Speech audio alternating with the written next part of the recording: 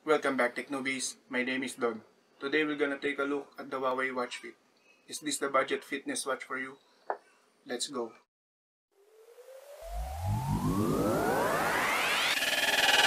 Tech Noobies.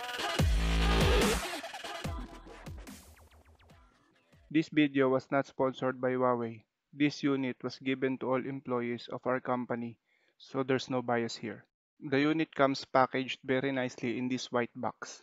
At the back of the box, it lists some of the basic specs and features like 1.64 inches AMOLED display, long battery life, 12 animated fitness courses, 96 workout modes, scientific workout guidance, full health monitoring, built-in GPS, and 5 atmosphere or 50 meters water resistance. The box is sealed by two tapes on the sides. Opening the box, you'll see the watch itself, which we'll check out more of later. Lifting this tray, you'll find two more small boxes. At the left is a box that contains the magnetic USB charger. And on the right, you have the manuals and other literature that no one ever reads. Going back to the watch, it is secured on the tray by this big foam-like molding. The watch is super light and the strap feels smooth and very soft to the touch. On the bottom edges of the watch, you'll find the two latches that hold the strap onto the watch.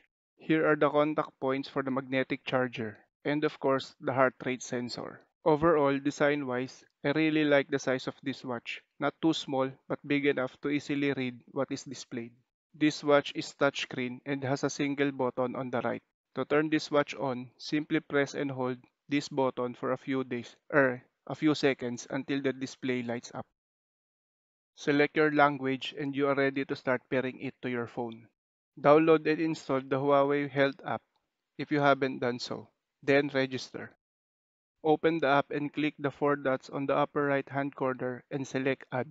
If you haven't granted the app location permission, you can click on the settings and click on permissions, then click on locations. For me, I've selected allow only when using the app. Go back to the scan and you should now see the watch fit being detected by the app. Press the button on the watch, click allow on your phone.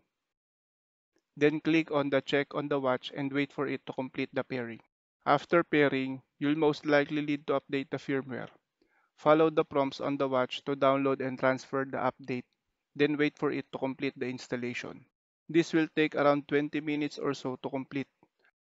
It's also worth noting that after this update, I had to go through a couple more updates before I was able to use the watch. It seems that this unit needs to update its firmware in succeeding versions until the latest firmware is installed. It would have been nice if you can update this directly to the latest firmware. It took about an hour or so just to complete this process. I hope Huawei improves on this. On your phone, you can explore the app once installation has started. I also encountered the location permission again after the transfer.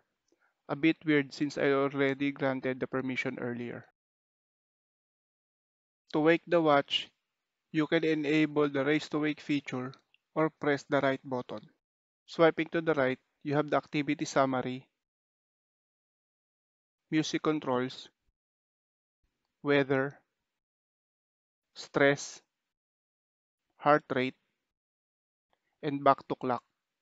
Swiping to the left goes through all this data but in reverse order. Swiping down, you have the sleep, flashlight, find phone, alarm, and the settings. In the display settings, you have the watch faces. There are 12 watch faces to choose from out of the box, and some of these watch faces are configurable. There are more that you can download on the app, but some of these are only available for purchase. To return to the previous menu, you have to swipe right. It takes time to get used to this menu, but after a few days, you'll get the hang of it. The watch fits nicely on my wrist. The size is just about right for me. To charge, Simply plug in the USB cable and connect the magnetic charger to the back of the watch. On my tests, the battery lasted for a good 10 days with regular heart rate monitoring, but not always connected to my phone via Bluetooth. And since it's not always connected to my phone, the watch alerts you that you need to connect it to your phone to sync the data and the weather. I took this watch to a simple test with a short bike ride. Overall, the watch functions as it should, capturing the data that mattered. One thing to note though, the GPS took a very long time to lock onto my location. Hence, the route on my bike ride was missing a few kilometers at the start of the run. Compared to my Garmin Phoenix 3, it took almost twice as long to get the GPS lock. But considering the price between the two, I think it's a good compromise. The features in this fitness watch will satisfy most of the regular users who want a full-featured fitness watch without breaking the bank. That's it for this video. Thank you for watching. See you again next time. Peace.